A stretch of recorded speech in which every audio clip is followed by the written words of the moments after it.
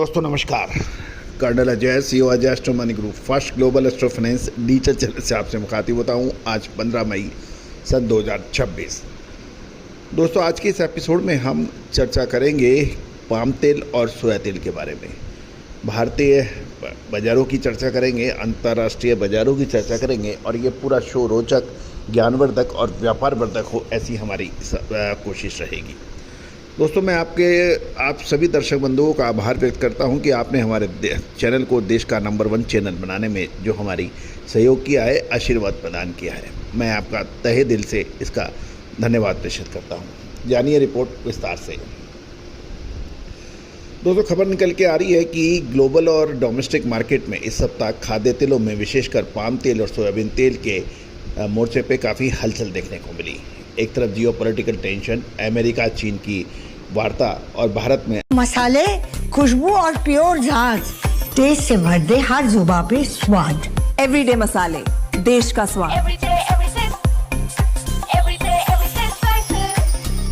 आयातकों की स्थिति ने कीमतों को सीधे तौर पर प्रभावित किया। 15 मई सन 2026 को समाप्त हुए सप्ताह के दौरान सोयाबीन और पाम तेल के अंदर क्या गतिविधि रही, इस पर हम विस्तृत चर्चा कर रहे हैं। सबसे पहले हम चर्चा करेंगे पाम तेल की। इस सप्ताह मलेशिया पाम तेल वायदा यानी मलेशियन पाम ऑयल फ्यूचर में मुख्य रूप से गिरावट का रुझान रहा। हालांकि सप्ताह के अंत में ये कच्चे तेल की बढ़ती कीमतों के कारण मामूली सुधार भी देखा गया, लेकिन ये ध्यान देने वाली बात यह है कि पाम तेल के वायदे में लगातार तीसरे साप्ताहिक गिरावट दर्ज हुई है। भाव इस सप्ताह 4450 मलेशियन करेंसी प्रति टन के नीचे कारोबार करते देखे गए। और ये भी ध्यान देने वाली बात यह है कि लगातार तीसरा सप्ताह है जब पाम तेल में नेगेटिव रिटर्न यानी नकारात्मक रिटर्न दिया है, जो लगभग 1.7% से 2.2% का साप्ताहिक नुकसान है। दोस्तों इसके कई कारण बताए जा रहे हैं। सबसे अधिक तो भारत में पाम तेल की कमी, मांग में डिमांड के अंदर कमी बताई जा रही है। पाम तेल की कीमतों में सबसे बड़ा दबाव भारत, जो कि प्रमुख खरीदार माना जाता है, कि मांग कमज़ोर है। Solvent extract association of India की बात माने तो अप्रैल महीने में भारत का पाम तेल का आयात पिछले महीने की तुलना में 26% गिरकर 4 महीने के निचले स्तर पर देखा गया है। साथ साथ शुद्धता ऐसी जो हर घर की पसंद बने। सुधा महेश ठक्कर, हल्दी के विश्वसनीय निर्यातक। आज ही संपर्क करें। भारतीय रिफाइनर्स पाम तेल की खरीदारी कम कर रहे हैं क्योंकि सूरजमुखी और सोयाबीन जैसे दूसरे कॉम्पिटिटिव तेलों के मुकाबले पाम तेल में जो प्राइस डिस्काउंट यानी हुआ करता था वह अब काफ़ी कम हो गया है। गौरतलब है कि सोया तेल और पाम तेल और सनफ्लावर इन आपस में इनकी कंपटीशन होता है और पाम तेल के भाव यदि सस्ते होते हैं तो ही पाम तेल की ओर रुख होता है। और ये पाम तेल और सोया तेल के बीच जो स्प्रेड है वो अभी इतना नहीं है कि जिस पर पाम तेल को तरजीह दी जाए। साथ साथ मलेशियन मुद्रा रिंगिट की मजबूती और चीन के डलियन कमोडिटी एक्सचेंज पर कॉम्पिटिटिव तेलों की कमजोरी ने भी पाम तेल की कीमतों को बढ़ने से रोक दिया है। ध्यान दीजिएगा कि अब चर्चा करेंगे हम सोया तेल के बारे में। सोया तेल के बाजार में इस सप्ताह उतार चढ़ाव देख चरम सीमा पर रहा। अमेरिकन कृषि विभाग यानी United state of department of agriculture की रिपोर्ट माने तो अमेरिकी बाज़ारों में कुछ खास वजह से कीमतों ने दिशा तय की।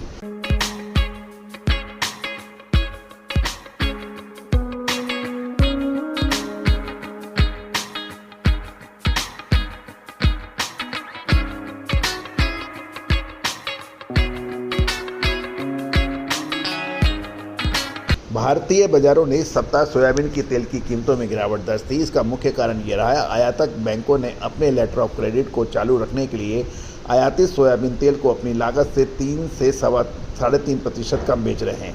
इस स्थिति में बाजारों की कीमतों को कृत्रिम रूप से नीचे लाया है।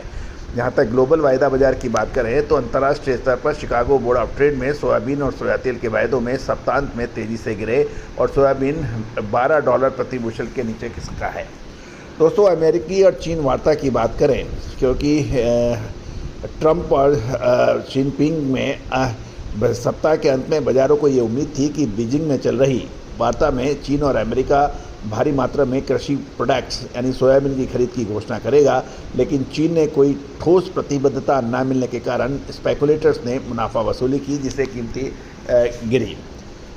साथ साथ देखें कि WASDE यानी world agriculture supply and demand estimate की बात करें तो 12 मई को जारी हुए इस रिपोर्ट में अमेरिका में सोयाबीन की क्लोजिंग स्टॉक घटकर 310 मिलियन बुशल रहने का अनुमान लगाया गया है। साथ ही बायोडीजल के लिए सोया तेल की घरेलू मांग बहुत मजबूत बताई गई है, जिससे सप्ताह के मध्य में कीमतों को 2 साल के उच्चतम स्तर तक पर भी पहुंचा दिया था। अब हम भारतीय बाजारों की बात कर लेते हैं। आयात लागत और महंगाई का खतरे की बात करनी होगी। भले ही वर्तमान में आयातों की मजबूरी के कारण भारत में सोया तेल के भाव थोड़े दबे हुए हैं, लेकिन वैश्विक कच्चे तेल की कीमतों में तेजी और स्ट्रेट ऑफ हॉर्मुज़ में तनाव के कारण शिपिंग लागत बढ़ गई है। बाजार के कुछ लोगों का ये कहना है कि कच्चे तेल की कीमतें इस तरह से ऊंचे स्तर पर बनी रही तो अंतर्राष्ट्रीय सप्लाई चेन प्रभावित हो सकती है और आने वाले हफ्तों में भारतीय उपभोक्ताओं के लिए खाद्य तेलों में सोयाबीन, पाम तेल, सूरजमुखी और सरसों की कीमत में बढ़ोतरी देखने को मिल सकती है। और ये भी अफवाह बाजारों में चल रही है कि सरकार ड्यूटी बढ़ा सकती है। तो दोस्तों, ये तो समय बताएगा कैसे क्या है, लेकिन अभी अनसर्टेनिटी देखी जा रही है।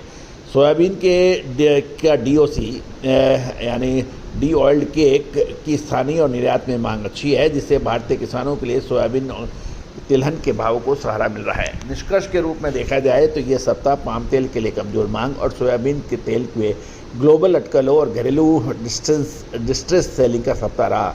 आने वाले सप्ताह में व्यापारियों की नज़र कच्चे तेल और चीन के आयात रणनीति पर चुकी है। दोस्तों, आगे आने वाले समय के अंदर क्या होने की संभावना है, इस पर हम चर्चा और विशेष अग्रिम रिसर्च रिपोर्ट के लिए आप संपर्क करें। दोस्तों, आपको याद होगा हमने सबसे पहले आपको कपास यानी कॉटन में कमजोरी के अग्रिम विश्लेषण दिया था, जो कि अक्षर सत्य साबित होता था। देखा गया बाजारों के अंदर कॉटन आज अंतर्राष्ट्रीय बाजारों में गिरावट का ज़बरदस्त रुख देखा गया। साथ साथ सोयाबीन और सोया तेल के अंदर भी आज सीबोर्ड के अंदर अमेरिकी वायदा बाजारों में ज़बरदस्त गिरावट का रुख देखा जा रहा है। दोस्तों, विश्लेषण, अपडेट और न्यूज़ ये सब आपको हमारे चैनल पर मिलती है। आज ही संपर्क करें हमारा साप्ताहिक न्यूज़ लेटर, जो मात्र 3000 रुपये वार्षिक शुल्क पर उपलब्ध है, जो आपके देश दुनिया की खबरें आपको देता है, साथ साथ बाजारों के ताज़ा भाव से आपको रूबरू डेली करता है। All the very best, good luck, happy trading.